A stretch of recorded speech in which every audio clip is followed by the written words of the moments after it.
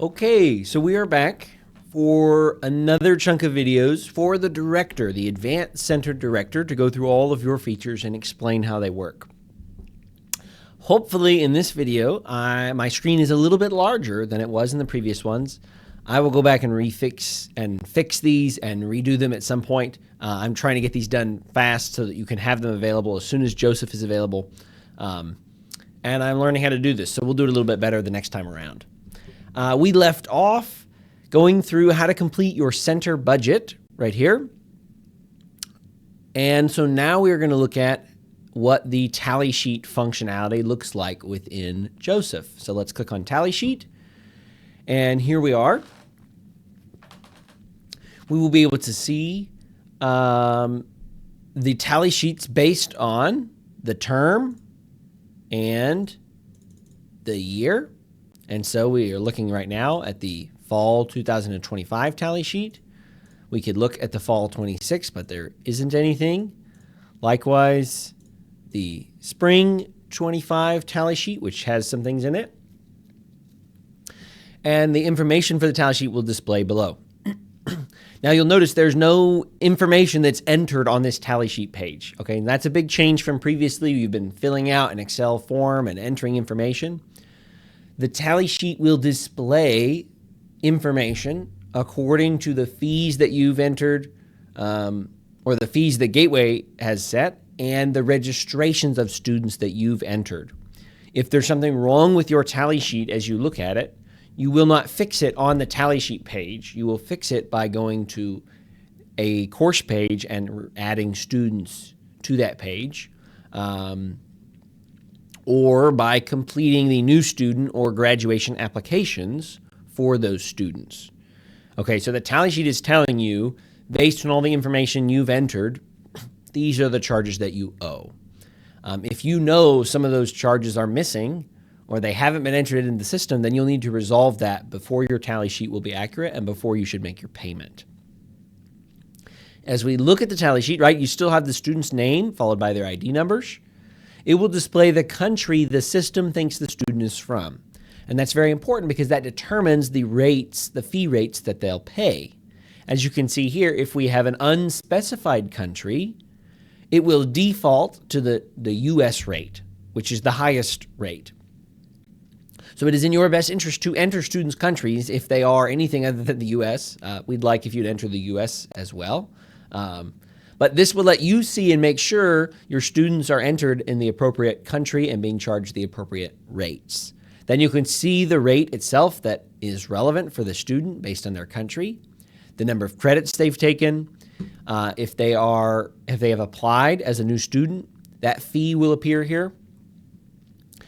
That is calculated based on the very first time a student applies to the advanced program. Okay, so if you're applying to a new center or you haven't taken classes in a while, but you're coming back to the advanced program, you do not have to pay the new student fee a second time. So when someone creates an account within Joseph for the very first time, and they submit an application to be a student for the very first time in the history of that account, it will apply this new student fee at the appropriate rate.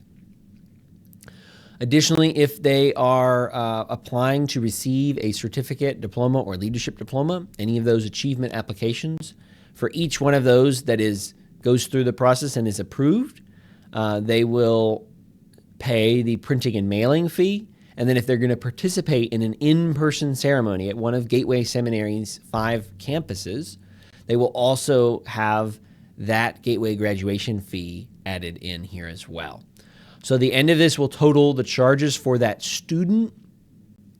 These are just the charges that are due Gateway, as has been customary with the tally sheet that just contains the information you need to pay Gateway.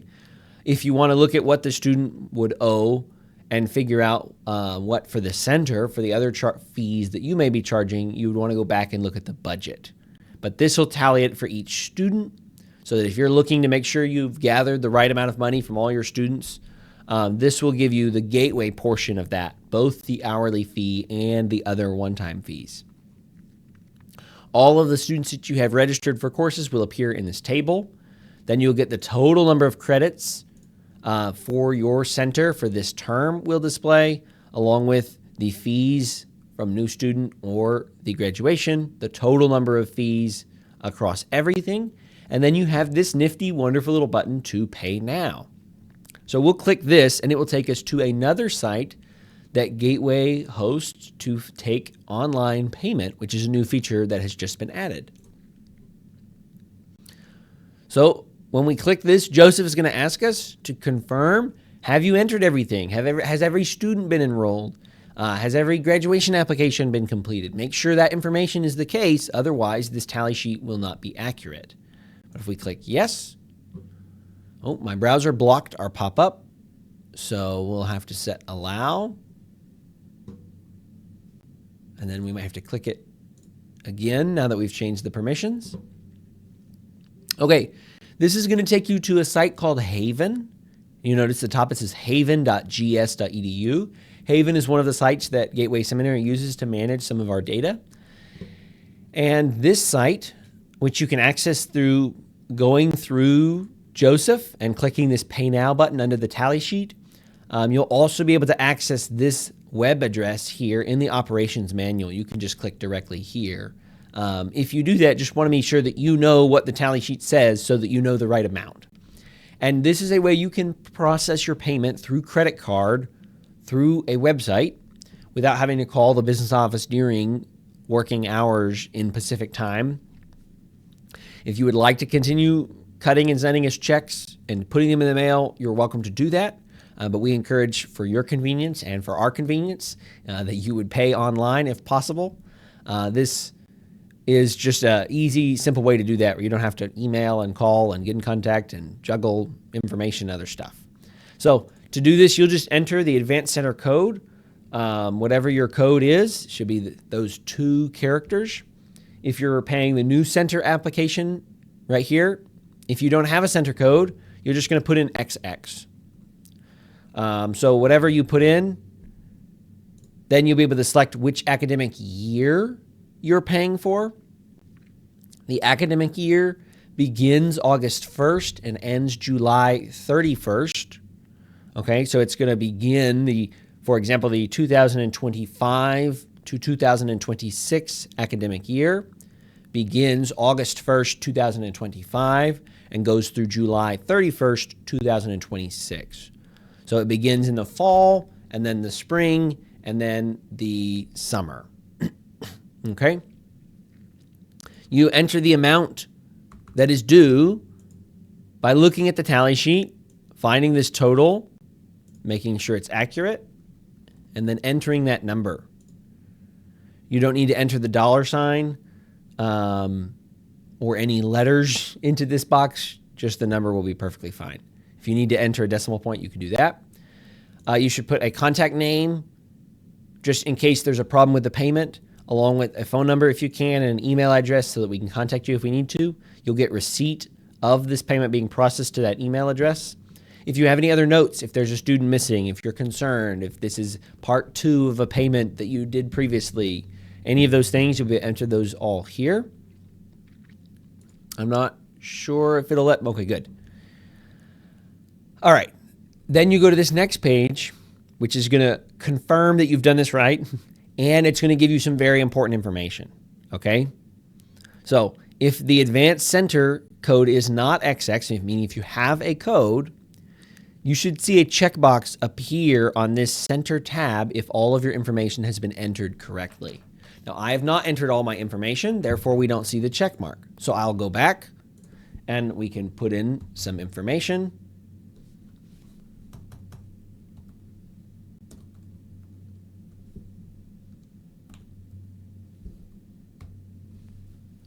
And then I'll hit next. And now I see this check mark. It's not next to center, sorry, it's by submit. That's verifying all of the required fields, everything that's entered the way it's supposed to be has been entered. Okay? Now this is very important information. Once you have verified your data, click on this submit button. Once you click it, only click it once, it might take a few seconds, another window is going to pop up. Once you do that, you'll enter your payment information into that window. It'll ask for your credit card, the expiration date, the CCV code, all that good information, the billing address.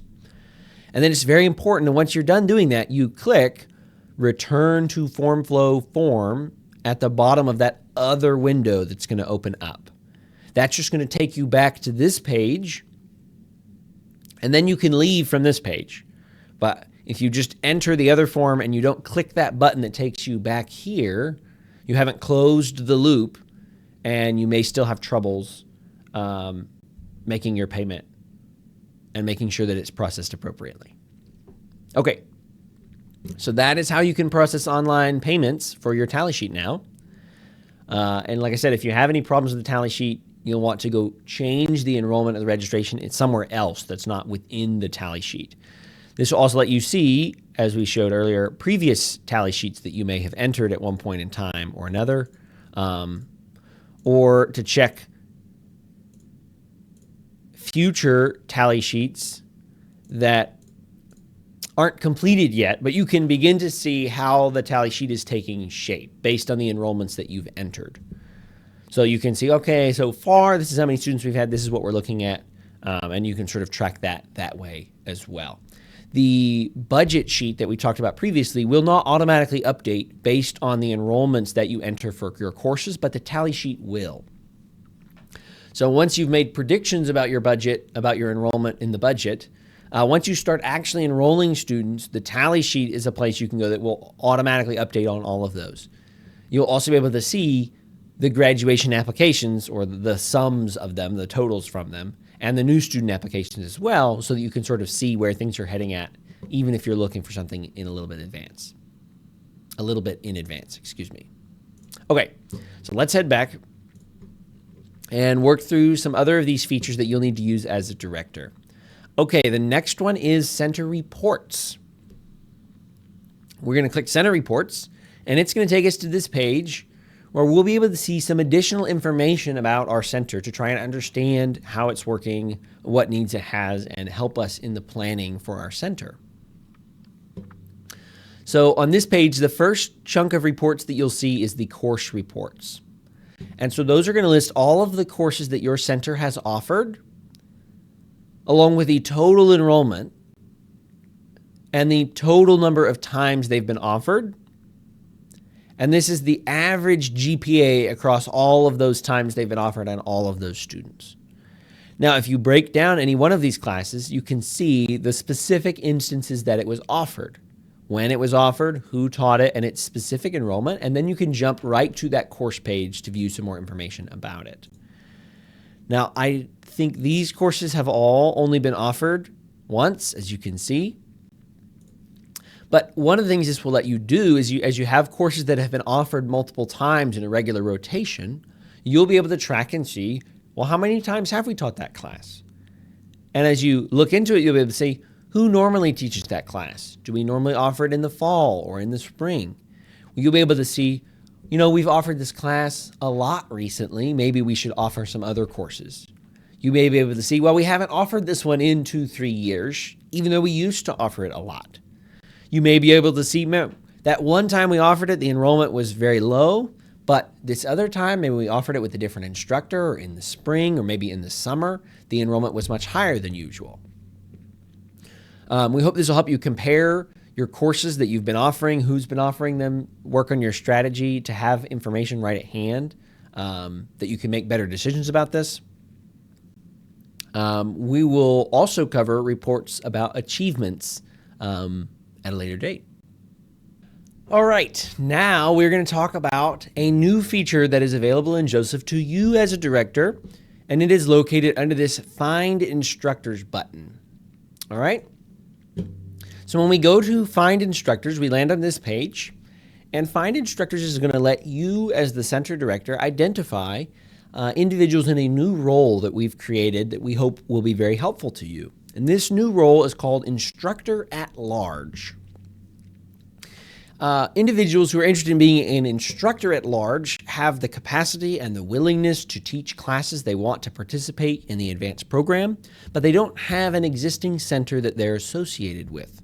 And so they're able to complete an application and have their academic credentials verified on the front end by the advance office, and make themselves available to be contacted and contracted by advanced centers to do instruction. And so they have applied to be an instructor, but they don't have an associated center, so they're sort of at large, and they're available for you to find them if you could use their teaching help. We've been doing this a little bit informally on a few cases here and there, where either someone wants to teach for advance and they will say, hey, do you have opportunities? Or a center will reach out and say, hey, we need someone to help us teach. Can you find us someone? And so we hope that Instructor at Large and the Find Instructor page will be a much more streamlined, scalable way for you to find instructors that can help teach at your courses, at your centers. All right, when you land on this page, there's a variety of things you can use to search and filter these potential instructors by. The first is the number of or the type of courses, the list of courses that they're willing and interested in teaching. So you can scroll through the entire course catalog here. You can search it if you begin to type. If you were looking to teach a specific class, you can put that in here. Say, I'm looking for someone to teach Baptist Heritage and Practice. Maybe you need to teach that course, but you don't have anyone who's qualified. Maybe you have it lined up, you have students signed up, but the instructor had to cancel last minute. Whatever the case might be, you can plug in those courses, as many as you like, and the search will only produce results from instructors who are willing to teach those courses. The next filter is education level. Now, everyone who's going to be an instructor at large is either a master's level, at the very least, is in a master's level program through an accredited institution somewhere. But we'll also have people who finish their master's degree, students who are in a doctoral program, whether that be a PhD, a DMin, or some other kind of terminal doctoral degree, and then people who have graduated with their doctorate in one field or another. You'll be able to filter based on those. And then the year, semester, time of day, all of these filters pertain to the instructor's rough approximate availability. And so if you're looking for people to teach in 2025, you would leave that filter here. But if you're looking for people to teach in 2026, you can change that number, and you'll notice our little example has appeared here at the bottom. Now, if you say, I need someone to teach in 2026 in the spring, you could check that box, or the spring and the summer, or I'm looking for only the summer. Whatever the case may be, you can filter this to get people who are willing to teach in the term that they've designated that you need. I intentionally have not automated instructor at large profiles to just display they're available at any time for any reason, partly because I want them to say, this is the semester I would be able to do it, and to be able to say that's a semester that I would be too busy and wouldn't be able to do that. The other reason I've done this, and we may change this, but this is how it works right now, is an instructor at large will need to click all of the semesters individually that they're available for. And so my hope is what that will do is if someone logs on and creates an instructor at large profile, and they click some semesters, and then they never log in again, and 5 years goes by, they'll still be in the system, they'll still be approved, but you'll be able to see this because the terms listed that they're available to teach will be very old. And so you'll be able to say, okay, this isn't a person who's in this account, but they haven't logged on, they haven't updated their profile in a long time, they're probably not very active. So that's sort of my hope, is that even if we have a large number of people filling out these instructor at large applications and being available for you, you'll still be able to filter to get a relatively small number that's very manageable of people you can contact and reach out to. As well, you can mark the time of day that your classes normally are, and that will be approximate, obviously, as we have people across time zones. Your morning may be someone else's evening or afternoon, but it's just trying to give you something to start weeding out. Well, if you have someone who is never willing to teach in the middle of the day because they work and all of your classes are taught during the middle of the day, then that's just not quite going to work out. You don't have to specify any of these, and if you don't, you'll get everyone regardless of what values they've put in.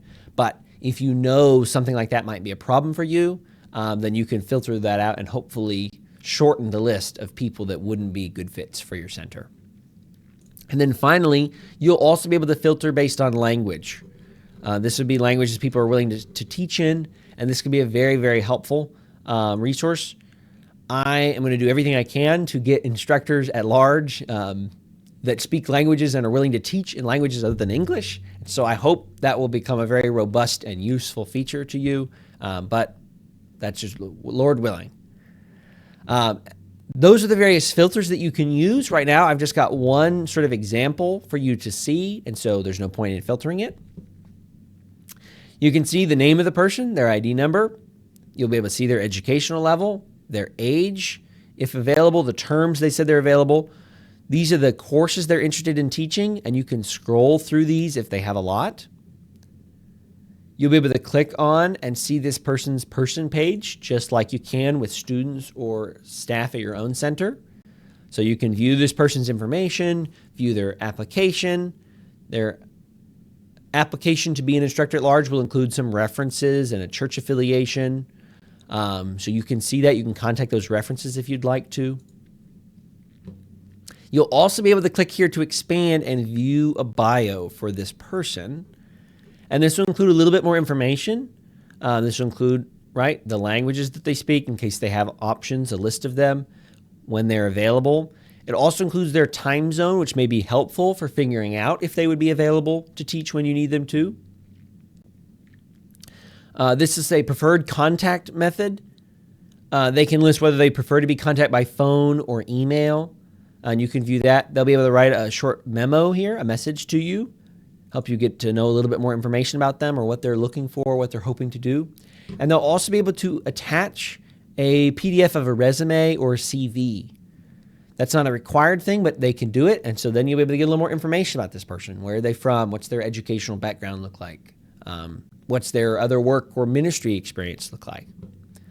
So after you've evaluated all of this information, if you decide, you know what, this Bryce Bussert, this would be a great person to teach principles and approaches to Bible teaching in one of these terms, then all you have to do is click Add Instructor, and this individual will now have a staff instructor record at your center, and they'll be available that you can assign them to a course.